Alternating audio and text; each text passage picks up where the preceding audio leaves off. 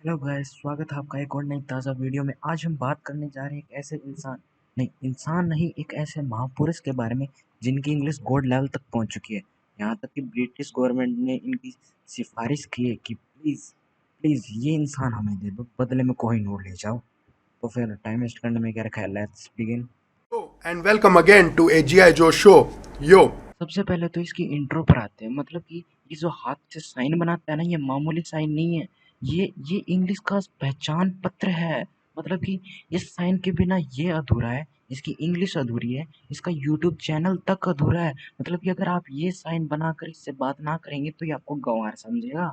मतलब कि इंग्लिश आने के लिए ये साइन बनाना बहुत ज़रूरी होता है। Okay.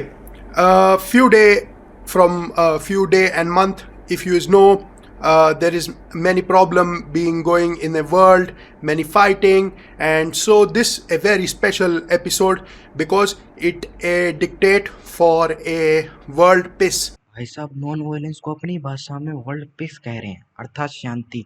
यार समझो यार, तुम एक बार सोच के देखो, ये सड़क पर निकले और वर्ल्ड पीस चिल्लाता हुआ बोले तो यार लोग क्या करेंगे बताओ ना। इसके साथ क्या करेंगे यार, मुझे बताओ यार please. Now, this is a juice country, like I said. The name juice is the same as a drink juice. यार ये बात मुझे पहले समझ में नहीं आई, फिर बाद में पता चला कि भाई साहब तो ज्यूस की तरफ इशारा कर रहे हैं। नहीं यार, अब तो मैं सोच रहा हूँ इससे एक आध इंग्लिश ट्यूटोरियल ले लो। ये तुम में से भी किसी को नौकरी के लिए इंटरव्यू देने जाना हो यार, प्लीज सिर्फ एक क्लास इंग्लिश की लेके देखो यार, इससे चमत्कार तुम्हारे सामने आएगा। सच बता रहा हूँ, नौकरी लगवा दे, गारंटी देता हूँ। अगला वाला इंटरव्यूअर ढेर, इसकी इंग्लिश के सामने ढेर है भाई, कोई समझ ही नहीं पाएगा। But this country, many smallest, he is so small that nobody will make a belief that he will exit. So, but he will exit, and his name will, uh, because no one believe he is real, he will say his name is real. So, Israel is really real. Okay. अभी-अभी इसने जो philosophy समझाई यार, please अगर तुम्हारे समझ में आई हो तो यार प्लीज़ कमेंट सेक्शन में मेरे को प्लीज़ कमेंट करके ज़रूर बताना कि इसने क्या समझाने की कोशिश कर रहा है।